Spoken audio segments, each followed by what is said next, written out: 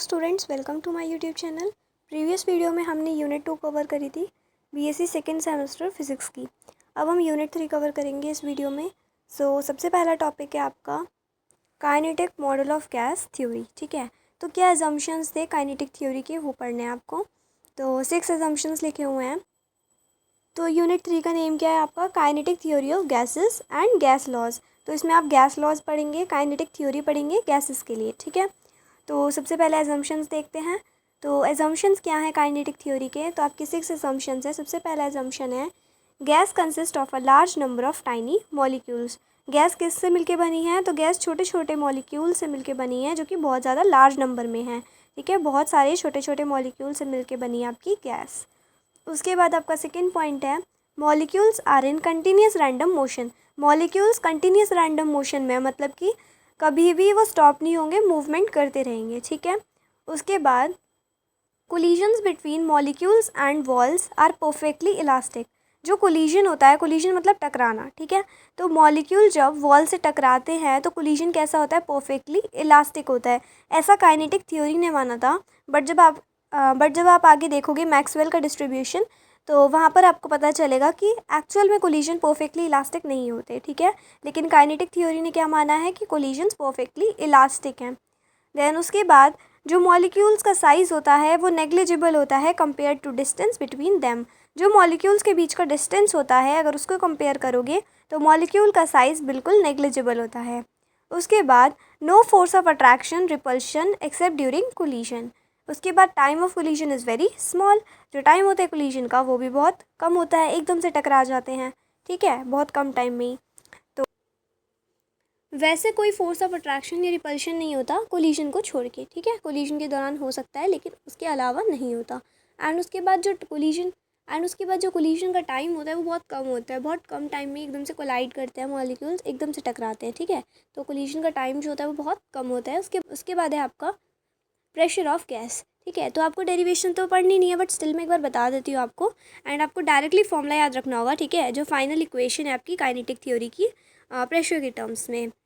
तो क्या होता है आपका कि सबसे पहले गैस लिए आपने, ठीक है, उसको एनक्लोज कराया है क्यूब में। ठीक, एक आपका क्यूब है, मतलब एक मान लो आपने बॉक्स लिया हुआ है जिसका साइड एल है, एंड आपने उसमें गैस भरी हुई है। ठीक है, एनक्लोज कराई हुई है, एंड उसका मास है एम, एक मॉलिक्यूल का मास एम है। एंड जो वेलोसिटी है एक्स डायरेक्शन में, एक्स वाई जेड 3 डायरेक्शंस हैं। ठीक है, आपकी एक्स डायरेक्शन में वेलोसिटी है वी एक्स। तो मोमेंटम में चेंज कैसे होगा, तो जब मॉलिक्यूल वॉल्स पे टकराएगा, मॉलिक्यूल को आपने क्यूब में गैस को आपने क्यूब में इनक्लोज किया हुआ है, एंड उसमें मॉलिक्यूल्स हैं। गैस किससे मिलके बनी है, मॉलिक्यूल से मिलके बनी है। तो जब मॉलिक्यूल्स आपके वॉल को हिट करेंगे, वॉल से टकराएंगे, तो वो क्या आएंगे, टकरा के वापस आएंगे। ठीक है, तो मोमेंटम में चेंज कितना होगा, ट्वाइस होगा। और मोमेंटम का फॉर्मूला क्या होता है, मास इंटू वेलोसिटी। तो मास इंटू वी एक्स का ट्वाइस। ठीक है, उसके बाद अगर आप देखो फोर्स, तो जब वो वॉल पर टकरा रहे हैं तो फोर्स कितना लगा रहे हैं, तो वो जो मोमेंटम में चेंज हो रहा है पर यूनिट टाइम के हिसाब से मोमेंटम में जो चेंज हो रहा है वही क्या होगा, आपका फोर्स होगा। तो टाइम कैसे निकालोगे, दो कोलिजन्स हो रहे हैं आपके। ठीक है, तो दो कोलिजन्स के बीच का टाइम होगा आपका 2L अपॉन वी एक्स। मतलब टाइम का फॉर्मूला क्या होता है, डिस्टेंस अपॉन स्पीड। ठीक है, तो डिस्टेंस आपका 2L है एंड स्पीड आपका Vx है। तो इसको आप डिवाइड कर दोगे, चेंज इन मोमेंटम ऊपर लिखा है आपने, टाइम निकाल लिया, दोनों को डिवाइड कर दोगे। एंड देन आपका प्रेशर का फॉर्मूला होता है force into area, force upon area. तो आप फोर्स लिखोगे एंड डिवाइड कर दोगे एरिया से। ठीक है, उसके बाद आपको n मॉलिक्यूल्स के लिए निकालना है, तो ये तो एक मॉलिक्यूल के लिए था। अगर n के लिए निकालना है तो आप n से मल्टीप्लाई कर दोगे, एंड जो आपकी फाइनल इक्वेशन आएगी वो आएगी आपकी PV इक्वल्स टू 1/3 NmV²। ठीक है, अब है आपका रिलेशन विद टेम्परेचर। टेम्परेचर के साथ रिलेशन क्या होता है वो भी लिखा हुआ है। एंड के यहाँ पे आपका बोल्ट्जमान कांस्टेंट है, एंड टी आपका एब्सोल्यूट टेम्परेचर है। तो ये क्या शो कर रहा है, जो काइनेटिक एनर्जी है वो डायरेक्टली प्रोपोर्शनल है टेम्परेचर के। ठीक है, या फिर आप कह सकते हो जो आपका टेम्परेचर है वो डायरेक्टली प्रोपोर्शनल है काइनेटिक एनर्जी के। अब आपका नेक्स्ट टॉपिक है, इंपॉर्टेंट रिजल्ट्स लिखे हुए हैं। RMS मतलब रूट मीन स्क्वायर। ठीक है, तो रूट मीन स्क्वायर वेलोसिटी क्या होती है आपकी, तो ये फॉर्मूला है आपका VRMS का, √3RT अपॉन m क्या होता है, मोलर मास। उसके बाद काइनेटिक एनर्जी क्या होती है, तो 3/2 kT। ठीक है, एंड KE आपका डायरेक्टली प्रोपोर्शनल किसके आ रहा है, T के। तो ये मैंने ऊपर बताया था, काइनेटिक एनर्जी आपकी प्रोपोर्शनल होती है, डायरेक्टली प्रोपोर्शनल टेम्परेचर के। अब आपके कुछ गैस लॉज होते हैं तो उनका डिडक्शन, ठीक है। तो सबसे पहले है आपका बॉयल्स लॉ, ठीक है। तो बॉयल्स लॉ में आपका कांस्टेंट होता है टेम्परेचर, ठीक है। ऐसे ही आपका चार्ल्स लॉ होता है, चार्ल्स लॉ में प्रेशर कांस्टेंट होता है। फिर होता है गे-लुसाक्स लॉ, तो गे-लुसाक्स लॉ में आपका वॉल्यूम कांस्टेंट होता है, ठीक है। फिर आपका एवोगैड्रो लॉ होता है, उसमें volume of a gas equal होती है। तो इस तरह से स्टेटमेंट होता है। तो बॉयल्स लॉ के लिए सबसे पहले अगर आप बात करो क्या रिलेशन है यहाँ पे, pressure is inversely proportional to volume, ठीक है। तो क्या बनता है आपका P V equals to constant बनता है। तो P1 V1 equals to P2 V2 equals to constant लिख सकते हो। तो आपको दो टर्म्स याद रखनी है। सबसे पहले कांस्टेंट टेम्परेचर होगा एंड उसके बाद P V equals to constant होता है, ठीक है। तो अगर प्रेशर बढ़ रहा है इसका मतलब वॉल्यूम क्या होगा, डिक्रीज़ होगा, क्योंकि ये इन्वर्सली प्रोपोर्शनल है। ऐसे ही चार्ल्स लॉ की बात करोगे तो उसमें आपका प्रेशर कांस्टेंट है, तो वॉल्यूम और टेम्परेचर डायरेक्टली प्रोपोर्शनल है। अगर वॉल्यूम बढ़ाओगे तो टेम्परेचर भी बढ़ेगा, ठीक है।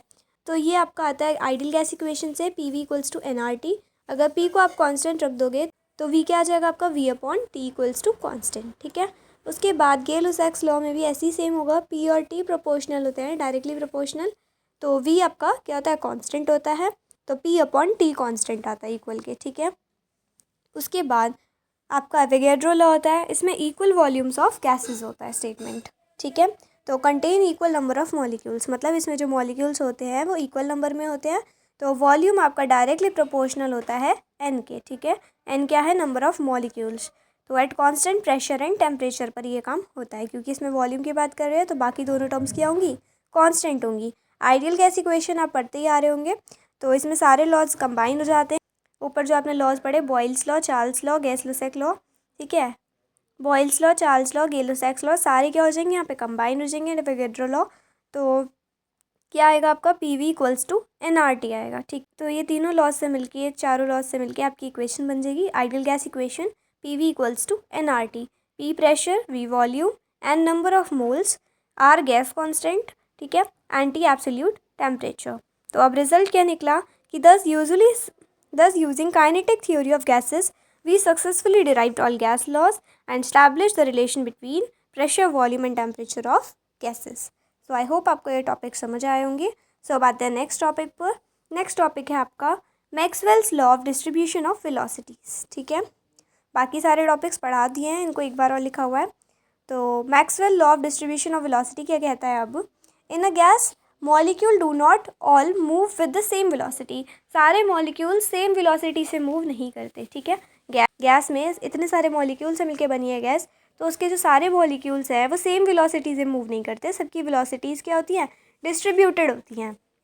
तो their velocities are distributed in a finite way given by Maxwell distribution law. तो मैक्सवेल ने इसी डिस्ट्रीब्यूशन को एक लॉ के थ्रू बताया है, तो इसीलिए बोलता है मैक्सवेल का डिस्ट्रीब्यूशन लॉ, मतलब कि उन्होंने वेलोसिटी को डिस्ट्रीब्यूट किया है। तो एक फॉर्मूला लिखा हुआ है, उसको आप एक बार पढ़ लेना।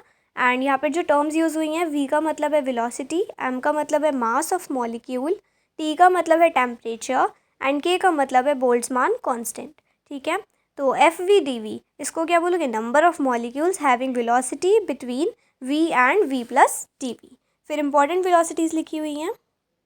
तो अब इंपॉर्टेंट वेलोसिटीज़ लिखी हैं, जैसे कि सबसे पहले है मोस्ट प्रोबेबल वेलोसिटी, ठीक है। तो इसे डिनोट करेंगे VP से। इसका फॉर्मूला लिखा हुआ है √2kT/m। ऐसी V average velocity, and RMS की फुल फॉर्म मैं आपको बता चुकी हूँ, रूट मीन स्क्वायर वेलोसिटी, ठीक है। तो सबसे ज़्यादा वैल्यू होती है आपकी RMS वेलोसिटी की, फिर होती है एवरेज वेलोसिटी की, उससे कम होती है आपकी मोस्ट प्रोबेबल वेलोसिटी की, ठीक है। तो उसके बाद ये ग्राफ बना हुआ है नंबर ऑफ मॉलिक्यूल्स और वेलोसिटी के बीच का ग्राफ। तो FV एंड वेलोसिटी, तो तीन वेलोसिटीज़ होती हैं, तीनों वेलोसिटी के लिए ग्राफ बन रहा है, कहाँ लो टेम्परेचर होगा, कहाँ हाई टेम्परेचर होगा। तो अगर MCQ में ग्राफ पूछता है कौन सा ग्राफ करेक्ट है, तो एक बार आप इसे देख कर जाना। तो जब टेम्परेचर बढ़ाओगे तो curve becomes flatter and shifts towards higher velocity, ठीक है। तो कर्व कैसा हो जाएगा, फ्लैटर हो जाएगा, और कहाँ शिफ्ट करेगा, हायर वेलोसिटी की तरफ शिफ्ट करेगा अगर आप टेम्परेचर बढ़ाओगे। तो अगर घटाओगे टेम्परेचर तो ऐसा नहीं होगा, लेकिन अगर बढ़ाओगे तभी ऐसा होगा कि फ्लैटर हो जाएगा कर्व एंड हायर वेलोसिटी की तरफ शिफ्ट हो जाएगा। उसके बाद है एक्सपेरिमेंटल वेरिफिकेशन। सो अब है एक्सपेरिमेंटल वेरिफिकेशन।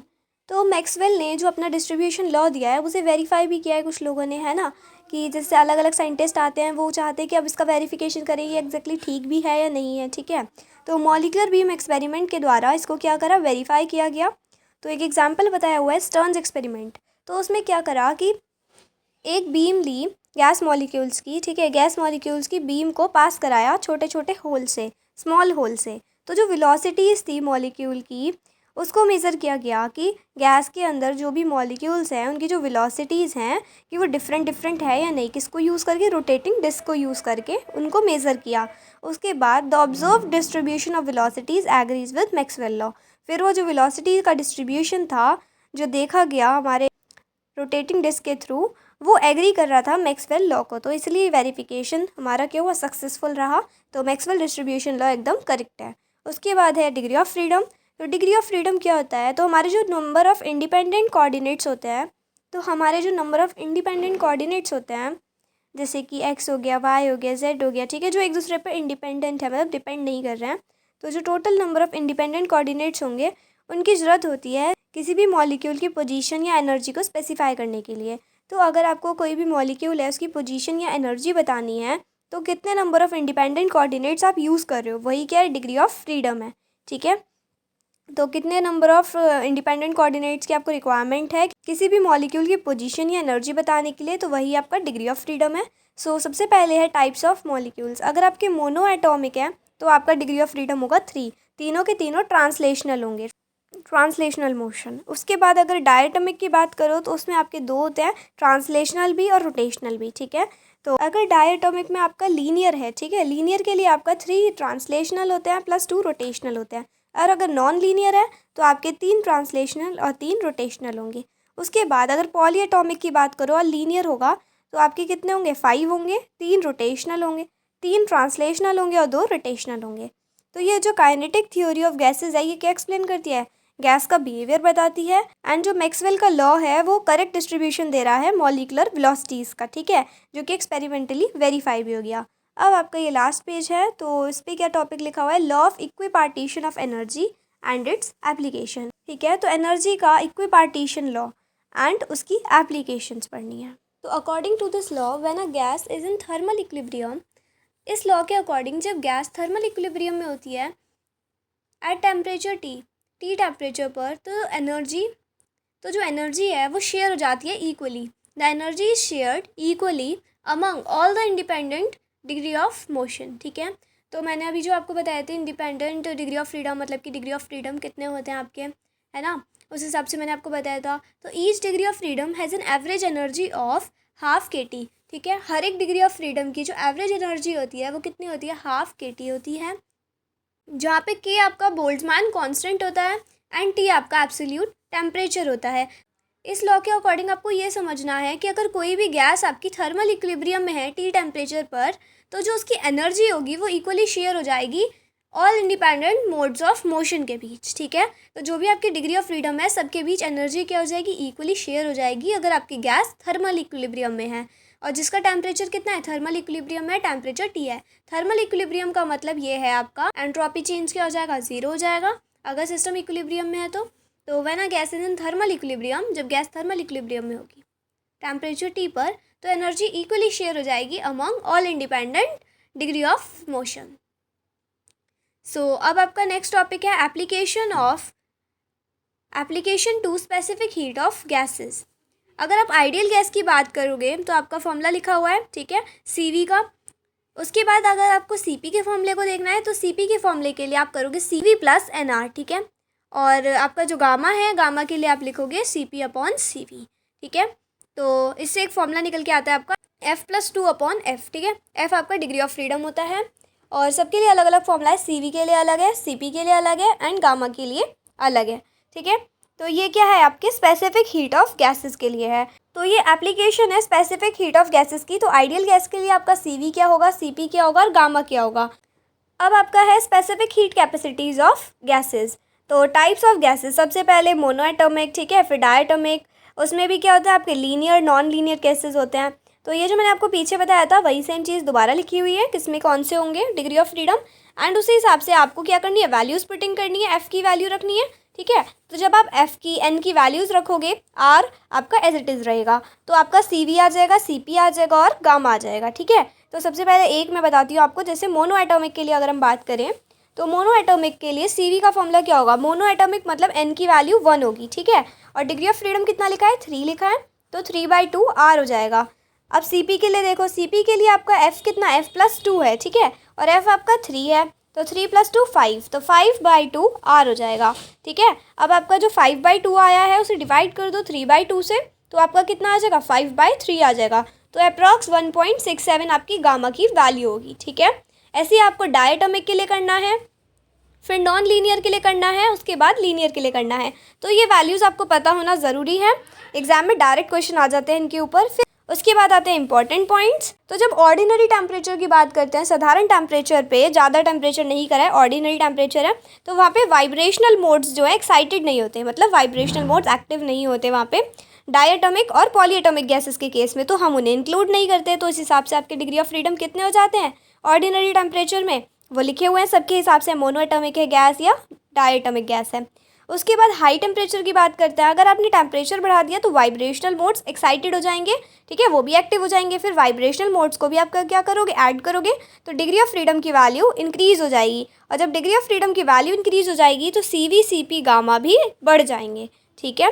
उसके बाद above values are for 1 mole of gases, ये जो सारी वैल्यूज़ की बात की है ये किसके लिए है, 1 मोल ऑफ गैस के लिए बात की है। आपकी गैस जो है 1 मोल ली हुई है, ठीक है, ये जो ऊपर की वैल्यूज़ है सारी ये 1 मोल गैस की बात की हुई है, ठीक है। उसके बाद डिग्री ऑफ फ्रीडम में दोबारा बता ही चुकी हूँ, it is the number of independent coordinates required to specify the energy और the position of a molecule. Molecule की पोजीशन या एनर्जी स्पेसिफाई करने के लिए जितने नंबर ऑफ इंडिपेंडेंट कोऑर्डिनेट्स की रिक्वायरमेंट होती है वही होते हैं degree of freedom. Total energy of a molecule क्या होता है, F/2 kT, and for n moles के लिए कितना आ जाएगा, NF लगा दोगे, NF/2 RT। और अभी हमने बात की थी, हम सिर्फ 1 मोल की बात कर रहे हैं, तो आप क्या लिख सकते हो, F/2 kT लिख सकते हो। R आपका यहाँ पे गैस कॉन्स्टेंट होगा, ठीक है। तो आई होप आपको ये चैप्टर अच्छे से क्लियर हो गया होगा, एंड कोई भी क्वेरी है, कोई भी चीज़ समझ नहीं आई है तो आप कमेंट सेक्शन में बता दीजिएगा, मैं नेक्स्ट वीडियो में एक्सप्लेन कर दूँगी। So thanks for watching, bye guys.